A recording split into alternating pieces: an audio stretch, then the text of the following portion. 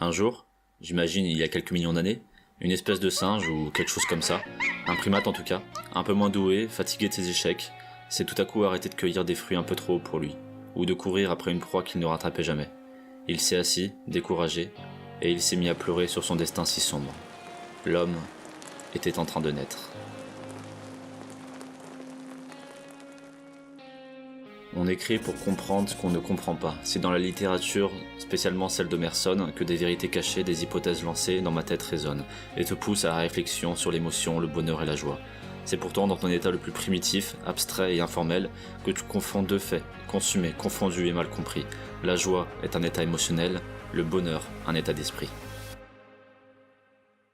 Les sourires incontrôlés au bord des lèvres, pour une envie, un désir de vie plein de sève, ton ventre pris au piège, la proie de quelques douleurs, de frayeurs, de complaintes qui t'assiègent, le regard apeuré par quelques illusions bleutées, de beauté biaisée par un malaise buté, ton esprit bousillé, picoté, picoré, point de côté crânien, point de côte mystérieuse pour demain.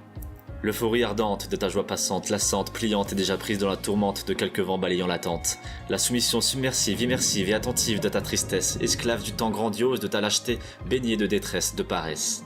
La créature obligée, guidée, glorifiée par ta peur, qui se meurt à l'ego mouvant et dominant de tes humeurs. L'illusion, le mirage et l'observatoire de ta colère qui prend l'emprise avec panache, te défroque, bloque, croque et vide ton esprit où tu te caches.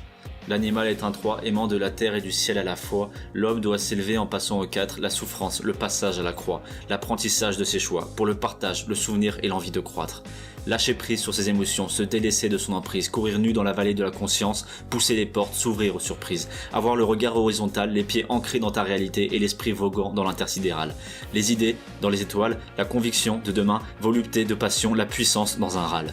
Et alors, l'émotion ne sera qu'une proportion, portion d'une délimitation à ton esprit, les lumières, le charbon et la chanson, résonnante, vibrante d'animosité pour le combat de ton amour et de ton animalité, perfide essai, convoitant ta liberté, ton audace et les méandres mystérieux, astucieux et prodigieux de ta déraison.